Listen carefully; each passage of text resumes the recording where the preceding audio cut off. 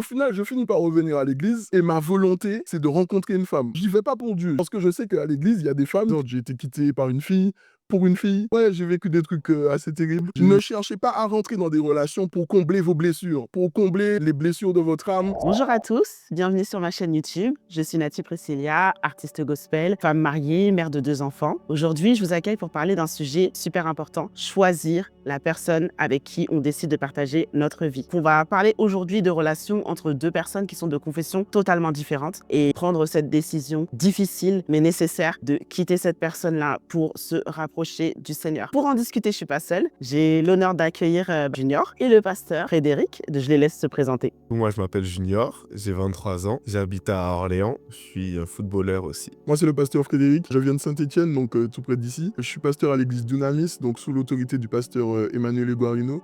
Et je suis responsable des ados et puis je travaille aussi avec la jeunesse. Donc voilà, c'est un honneur pour moi d'être ici. Eh ben merci d'avoir répondu à cette invitation. Et du coup, j'ai sorti un single qui parle de ce sujet. Il s'appelle Le Bon Choix. Je te laisse aller écouter et le mettre dans ta playlist. Et moi, j'ai un témoignage aussi qui est vraiment porté sur les relations amoureuses aussi. Faut savoir que j'ai rencontré Dieu très très jeune. Ensuite, mes parents se sont séparés et en fait, pendant toute cette période où j'ai été pleinement dans le monde, ma volonté, mon rêve depuis tout petit, c'était de me marier. Ce qui fait que j'ai jamais été un garçon joueur avec les filles, mais je cherchais vraiment l'amour. Sauf que je cherchais vraiment l'amour, mais sur un terrain qui n'était pas le bon, en fait. C'était dehors. Et du coup, je rencontrais que des personnes qui me faisaient du mal. J'ai vécu vraiment des choses traumatisantes. J'ai été quitté par une fille, pour une fille. Ouais, j'ai vécu des trucs assez terribles. J'ai eu aussi une copine qui a subi un viol aussi. C'était vraiment des relations chaotiques. Mais en fait, j'étais un forceur, en fait. Je forçais. C'est-à-dire que je voulais tellement être dans des relations que j'étais prêt à aller alors que je savais pleinement, je savais très bien au fond de moi que si j'avais été vraiment honnête avec moi, que c'était pas des bonnes relations. Et puis, quand ces relations-là se sont terminées, je suis tombé dans une phase de dépression. Et comme tu as dit, Dieu m'a isolé. Je me suis retrouvé en fait à Saint-Étienne tout seul. J'avais plus d'amis. Ma famille habite en Martinique et j'étais seul. Pendant 2 ans, j'étais seul, j'étais dans la dépression. Il faut savoir que j'avais aussi cette peur de l'abandon. Donc c'est pour ça que vraiment ton témoignage me touche parce qu'il y a plein de similitudes. Et je pense qu'il y a plein de gens aussi qui le vivent, cette peur de l'abandon, cette peur d'être seul. C'est des périodes qui sont vraiment dures, mais c'est des périodes qui sont vraiment formatrices aussi parce que Dieu nous permet de comprendre qu'il est le seul qui nous donne le véritable amour. Et tu as parlé de quelque chose qui est important aussi, tu as parlé d'une forme de lutte. C'est comme s'il y a eu une espèce de guerre. Moi, je crois que quand on est réellement converti, lorsqu'on a rencontré vraiment Jésus, il y a une forme de radicalité qui se crée et le compromis n'est plus possible. Donc, on rentre dans une lutte. Tout en face, en fait, il y a l'ennemi aussi qui essaie toujours de nous sortir de là où on est, qui essaie toujours de ravir cette victoire qu'on a obtenue. Et en fait, j'ai aimé ce côté où tu es rentré dans cette lutte. Et parce que tu es rentré dans cette lutte, je crois aussi que Dieu, il t'a béni, il t'a fortifié et il t'a donné aussi la lucidité pour comprendre que c'était plus possible de compromettre aujourd'hui ce que tu as reçu dans ton cœur avec cette relation en fait. Non, c'est extraordinaire, je suis vraiment content d'être là, de te rencontrer et je crois que le Saint-Esprit il est vraiment au milieu de nous là, donc c'est fort, c'est vraiment fort. Et du coup, j'aimerais vous écouter, savoir quelle est la définition de l'amour que vous pouvez donner aujourd'hui, pourquoi on rentre dans une relation, quels sont les critères qu'on doit d'abord regarder, et puis encourager une personne voilà, qui chemine aujourd'hui avec quelqu'un qui n'a pas la même confession qu'elle et qui se pose beaucoup de questions, vraiment apporter votre Alors lumière. déjà, Junior, il a parlé de quelque chose, il a parlé de l'amour Eros. Et l'amour Eros, c'est souvent, c'est l'amour aujourd'hui qui prime dans le monde dans lequel on est. C'est-à-dire qu'aujourd'hui, nous les jeunes, et même pas que les jeunes, parce qu'on parle souvent des jeunes, mais je pense que c'est l'humanité dans son ensemble, on recherche un amour qui nous permet de répondre à nos pulsions sexuelles, à nos besoins, à nos envies.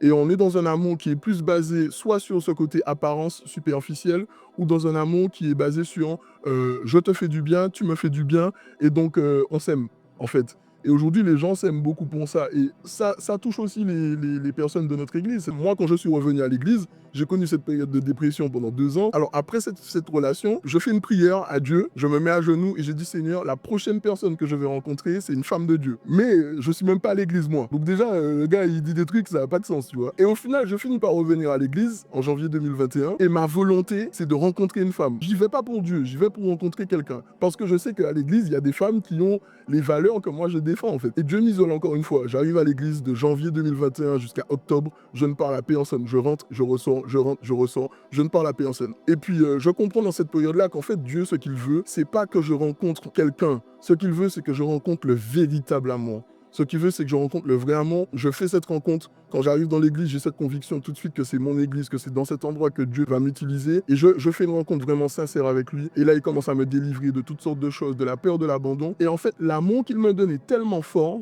et tellement puissant que j'arrive à la conclusion que je n'ai plus besoin de personne.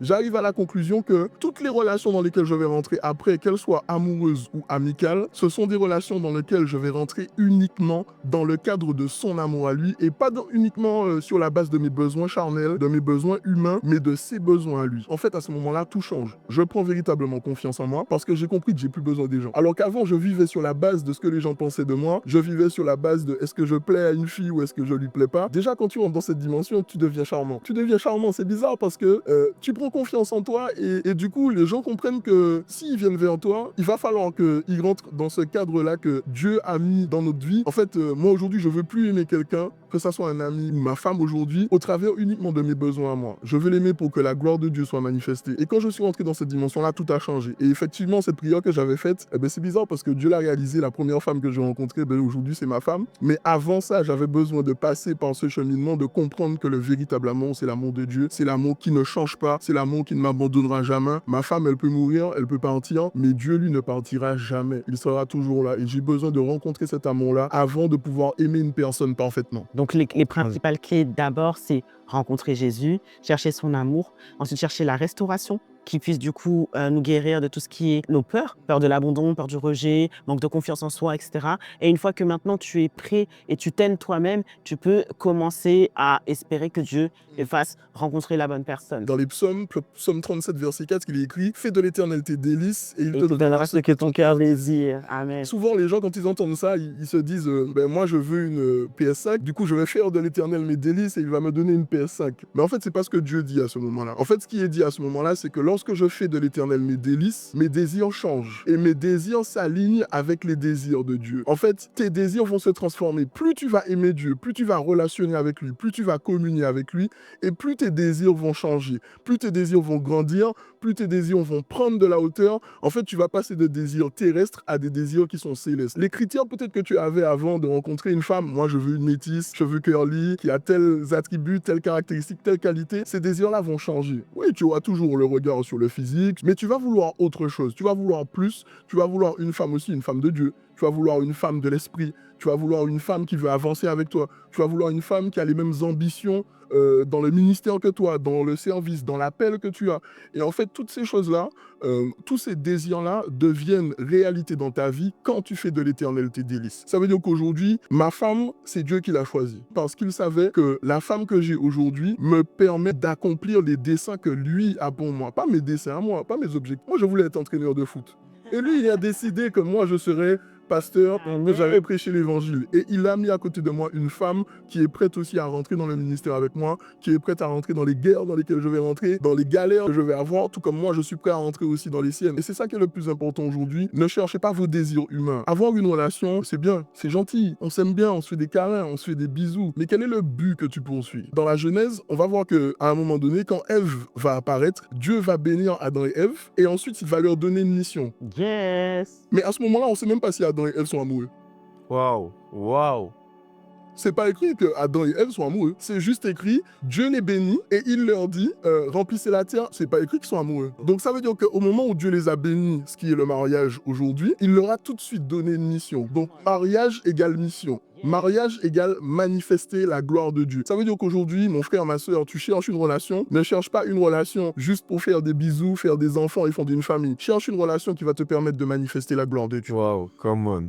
Waouh. C'est ça, je crois, qui est le plus important. On a un but sur terre. On est fait de quelque chose. Et lorsqu'on rencontre l'amour de Dieu, on aime d'une manière qui est différente. On aime sans peur. On aime en étant en paix. On aime en sachant que j'ai pas besoin de regarder le téléphone de ma femme. J'ai pas besoin de regarder son téléphone. Ça veut pas dire qu'on fait pas de bêtises. Ça veut pas dire que je ferai pas de bêtises. Ça veut pas dire qu'elle en fera pas. Mais je suis en paix. Et toutes les épreuves qui pourront se dresser aujourd'hui face à nous, on les affrontera parce que l'amour qui est sur nous, qui est sur notre couple, qui est sur notre vie, notre ministère, n'est pas basé sur moi, n'est pas basé sur sur elle, il est basé sur la présence constante de Dieu au milieu de nous. C'est ça, en fait. Donc aujourd'hui, si on résume ce que vous nous avez dit, qui est franchement très bénissant d'ailleurs, je ne sais pas si comme moi, tu as été béni, si tu as été béni, raconte-moi en commentaire, tu me mets amen. Si on comprend, c'est qu'on ne peut pas demeurer dans une relation avec une personne d'une autre confession parce que finalement, le but du mariage, quand Dieu l'a institué, déjà dans Genèse, c'était pour avoir un objectif. Donc les deux doivent connaître Dieu, les deux doivent avoir une intimité avec Dieu et ensuite les deux ensemble doivent manifester sa gloire. C'est pour ça qu'aujourd'hui, si tu es dans une relation, on ne veut pas te pointer du doigt, mais on veut te dire que Dieu a un projet de paix qu'il a formé pour toi, déjà depuis avant même ta naissance. Et la personne qui doit cheminer avec toi doit rentrer sous cette vision-là, sous cette mission-là, et ensemble, vous devez avancer. Et c'est pour ça qu'on te dit, aujourd'hui, fais le bon choix. Amen. Donc finalement, maintenant qu'on le sait, qu'est-ce que tu peux conseiller à un jeune qui a du mal à prendre cette décision-là? Il a compris que Dieu lui a donné une mission. Mais en fait, lui, il est toujours attaché parce que l'âme est impliquée. Quels sont les pas qu'il a à faire en fait pour partir vers cette décision-là? Et qu'est-ce que Dieu lui promet comme récompense s'il cède à l'obéissance, il ou elle d'ailleurs? Alors moi, la première chose que je veux dire, quand je prêche, quand je veux exhorter, j'aime penser que Dieu nous donne un libre arbitre et que c'est pas moi qui vais te pousser à prendre la décision, mais que c'est toi qui la prends. Entrer dans une relation avec quelqu'un qui n'est pas chrétien, c'est pas un péché. Dieu nous demande de faire des choses et nous donne des recommandations parce qu'il sait que certaines décisions que l'on peut prendre vont entraîner derrière des péchés, vont entraîner de la désobéissance. Mais entrer dans une relation avec une personne, en soi, c'est pas un péché. Si j'arrive à me garder dans cette relation, si j'arrive à respecter toutes les recommandations de Dieu, si j'arrive à vivre ma foi dans cette relation, c'est pas un péché. Mais en fait, si Dieu nous demande de ne pas le faire, c'est parce qu'il sait que ça sera très difficile de rentrer dans cette lutte où toute notre vie, on va devoir lutter contre quelqu'un. Tu rentres dans un mariage pour lutter contre quelqu'un.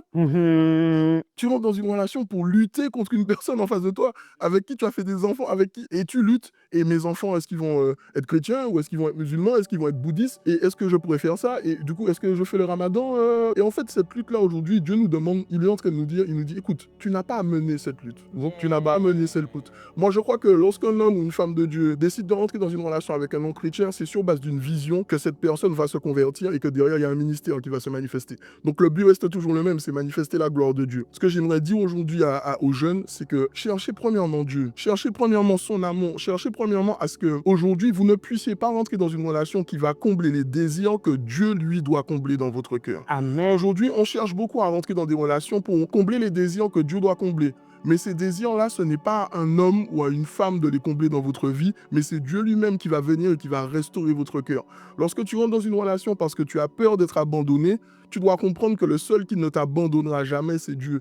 Même quand tu vas être dans un mariage, tu vas être avec quelqu'un, il y a des moments où tu vas te sentir seul. Il y a des moments où tu vas pas être compris par la personne avec qui tu es. Mais dans ces moments-là, le seul qui te comprend, le seul qui sait qui tu es, c'est Dieu, c'est Christ qui est venu sur terre et qui s'est fait chair, qui t'a compris et qui, dans un amour inconditionnel, s'est sacrifié pour toi. C'est le seul qui peut faire ça. Je ne sais pas si je réponds pleinement à la question, mais ne cherchez pas à rentrer dans des relations pour combler vos blessures, pour combler les blessures de votre âme, ce qui a été brisé dans votre âme. Cherchez à rentrer dans une relation, premièrement parce que c'est Dieu qui vous y amène, parce qu'il y a une volonté. Aujourd'hui, je crois que beaucoup de jeunes rentrent dans des relations sans être prêts, en fait, parce qu'ils ne se sont pas fortifiés avec Dieu avant, et aujourd'hui, ils rentrent pour combler des besoins qu'ils ne devraient pas avoir à combler. Parfois, on met ce fardeau sur notre partenaire de devoir nous soigner, de devoir nous guérir, de devoir penser nos blessures, mais aucun homme ne peut penser les blessures de notre cœur. Le seul qui peut le faire, c'est Dieu.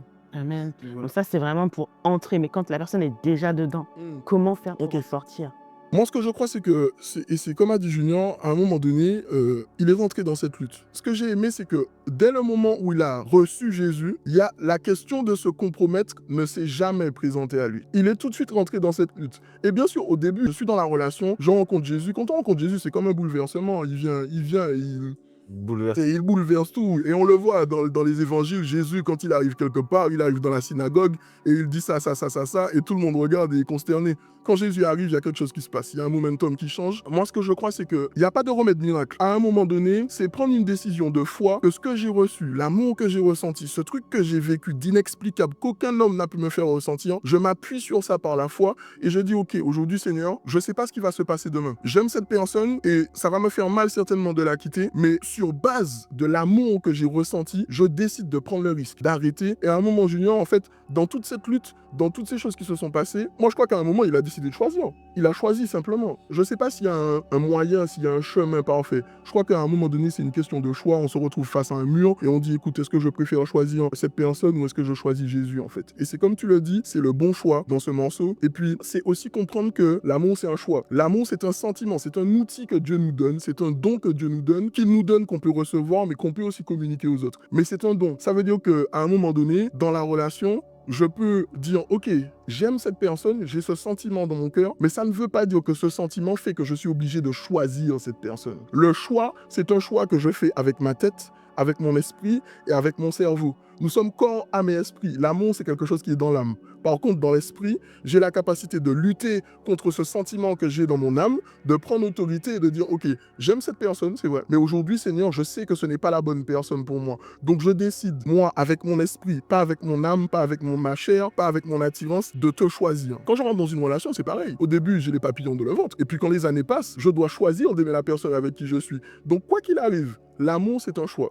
Et moi, ce que j'aimerais, c'est qu'aujourd'hui, tu prennes la décision de ne pas être dans une relation sur base de l'amour que tu ressens, mais sur base d'un choix que tu fais. Ouais, cette personne-là, je l'aime, ok, mais je la choisis. Et quand tu vas arriver à l'église, tu vas rencontrer un bel homme, tu vas rencontrer une belle femme de Dieu. Ça ne voudra pas dire que c'est la bonne personne. C'est pas parce que j'ai des sentiments pour une chrétienne que c'est la bonne. Donc en fait, à un moment donné, quoi qu'il arrive, je dois choisir, je dois faire des choix. Je dois me dire, ouais, c'est vrai, j'aime cette personne, j'ai des sentiments, elle est belle, elle est jolie. Ouais. Tous les gars sont attirés par elle. Et elle aussi, elle est attirée par moi, j'ai de la chance. Oui, mais est-ce que c'est la personne de ta destinée? Est-ce que c'est la personne avec qui tu vas pouvoir rentrer dans l'appel que Dieu a pour toi? Et quand tu remets toutes ces choses-là en perspective, quand tu remets en lumière tout ce qui est important et les desseins que Dieu a pour toi, je crois que c'est plus facile derrière de faire un choix qui va peut-être faire mal à notre âme, mais dont on sait que dans notre esprit, on est en paix. Ok, c'est une décision qu'on doit prendre, un choix éclairé face à la parole de Dieu. Mais la personne peut nous dire, là tu le dis, ça a l'air facile et tout, mais moi ça fait 5 ans que je suis avec la personne. Toute ma famille la connaît. Ça fait 10 ans que je suis avec la personne. On a peut-être déjà des enfants. Aujourd'hui, en fait, j'ai peur de l'après. En plus, surtout que tu me dis que tu peux rencontrer encore une chrétienne et un chrétien. Et finalement, ça sera pas mieux après. Ce sera pas forcément la personne qui me sera destinée. Donc, en gros, tu me dis que je dois quitter tout ça pour être triste et pas savoir ce à quoi je dois m'attendre. Je veux vraiment qu'on encourage une personne à savoir quelles sont les bénédictions qui suivent l'obéissance. Et que ces bénédictions-là ne dépendent pas forcément de « Ok, parce que tu m'as obéi, Dieu va te bénir avec une autre personne que tu vas rencontrer. » Non, même juste toi-même, dans ta relation avec Dieu, comment Dieu peut t'utiliser et comment tu peux être propulsé dans ta destinée. Les encouragements, c'est un truc qui est un peu difficile parce que j'aime tellement le côté véridique des choses et la vie en Christ, c'est pas facile en fait. Moi, je voudrais pas te dire demain, ouais, quitte cette relation et tout va bien se passer. Non, tu vas peut-être quitter cette relation et tu vas peut-être encore avoir des situations et ça va être encore très dur. Mais ce que je crois, c'est qu'à un moment donné, lorsqu'on rencontre Jésus, qu'on est enseigné, on comprend que dans la vie, ce qui est important, c'est de poursuivre le but que Dieu a pour notre vie. Et moi, aujourd'hui, je viens pas te dire, ouais, quitte cette relation, c'est facile, je suis pas à ta place, je suis pas émotionnellement impliqué comme toi tu l'es, mais j'aimerais te dire que en quittant cette relation, en étant dans l'obéissance à Dieu, tu rentres dans le plan qu'il a pour toi. Et la Bible dit que Dieu a des projets de paix et de bonheur pour nous. Ça veut dire que il y aura des tribulations, il y aura des moments difficiles, il y aura des moments de désespoir. Mais lorsque tu es obéissant, tu as une assurance avec Dieu.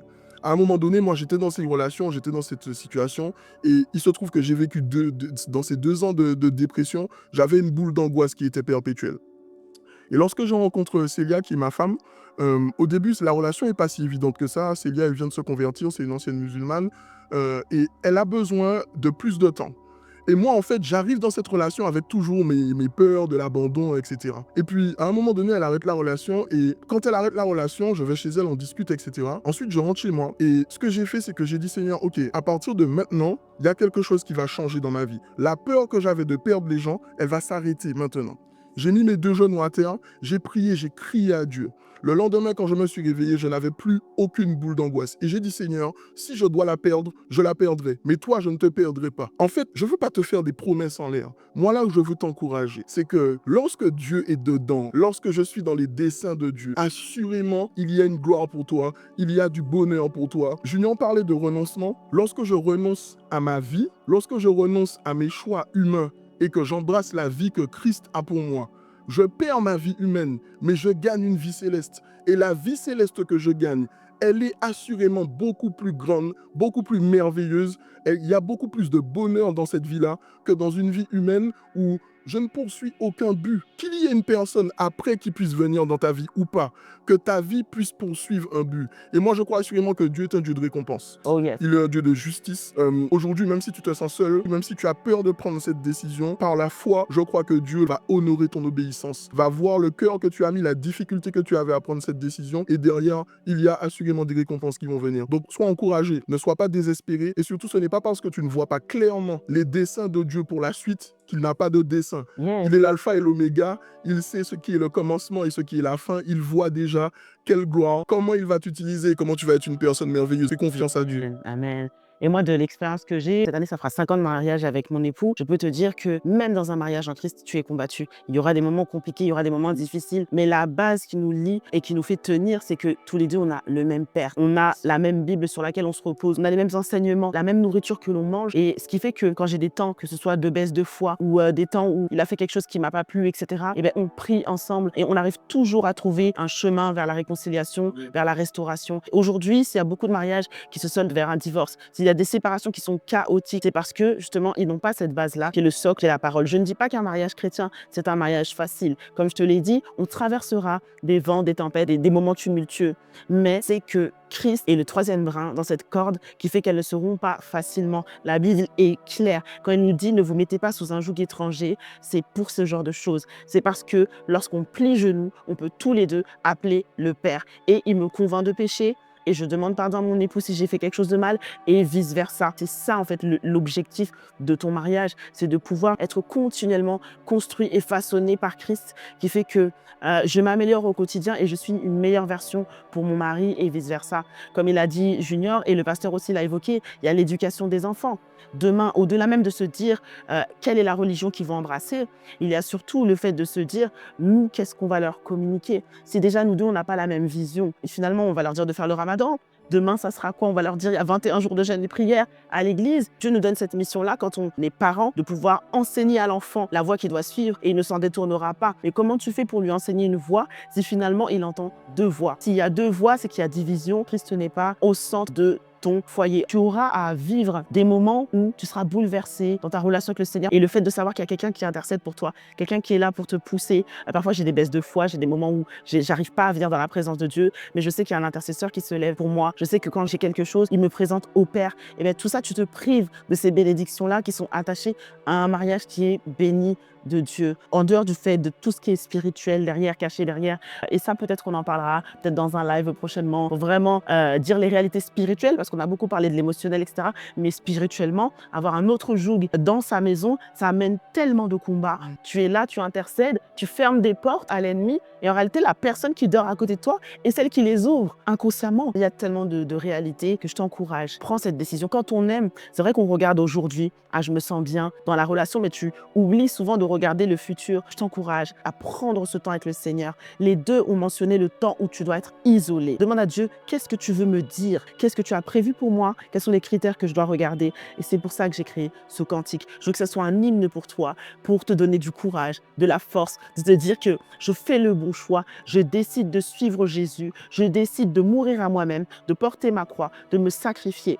On a vu combien Abraham a fait un acte de foi, il était prêt à tuer son propre fils pour servir Dieu. Donc ça veut dire que dans la foi, tu devras sacrifier. Aujourd'hui, c'est ta relation qui est ton Isaac, mais tu devras la crucifier pour maintenant rentrer dans une nouvelle dimension. Et aujourd'hui, on parle d'Abraham même des générations après. Dieu veut écrire une histoire particulière qui va édifier de nombreuses vies. Il y a des âmes qui attendent ton témoignage pour donner leur vie à Jésus, et ton témoignage passera par ce temps où tu as dû laisser une relation pour que Dieu se glorifie pleinement. Alors je t'invite à fermer les yeux là où tu es.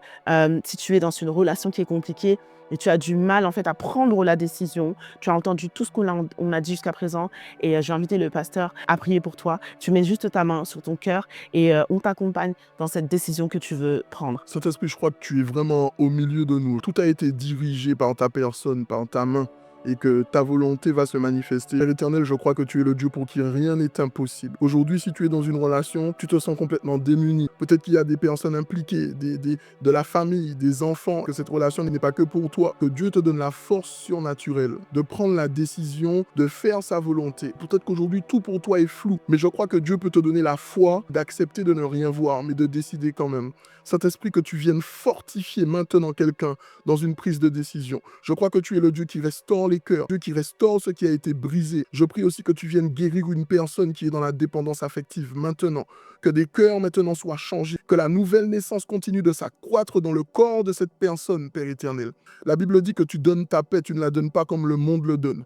Je prie pour une paix surnaturelle maintenant, qui t'aide à prendre cette décision, puisse te permettre de rencontrer des bénédictions que tu n'avais jamais rencontrées, puisse te permettre de rencontrer l'amour comme tu ne l'avais jamais vécu, que l'amour agapé, l'amour inconditionnel de Dieu, l'amour de celui qui s'est donné sur la croix puisse te remplir maintenant, qu'il puisse te combler maintenant de sorte que tu n'aies plus besoin des hommes aujourd'hui, mais que tu aies un besoin perpétuel de la présence de Dieu dans ta vie. Et dans cette présence, Dieu va te donner quelqu'un qui est pour toi. Dieu va te donner quelqu'un qui t'aime comme tu dois être aimé. Dieu va te donner quelqu'un qui a la soumission à Christ et qui a envie de cheminer avec toi dans une vision. Dieu va te donner quelqu'un qui a envie que la gloire soit manifestée au milieu de vous et pour les autres, pour les âmes qui sont autour de vous. Au nom de Jésus et pour ta seule gloire. Yes. Amen. Amen. N'oublie pas que lorsque tu te sens faible, c'est là que l'Esprit de Dieu te fortifie, te remplit. Tu es courageuse, tu es forte. Et je t'invite du coup à me dire aux commentaires si cette vidéo t'a fait du bien et à nous partager ton témoignage. J'ai hâte de te lire et je t'embrasse très fort. Ciao, ciao.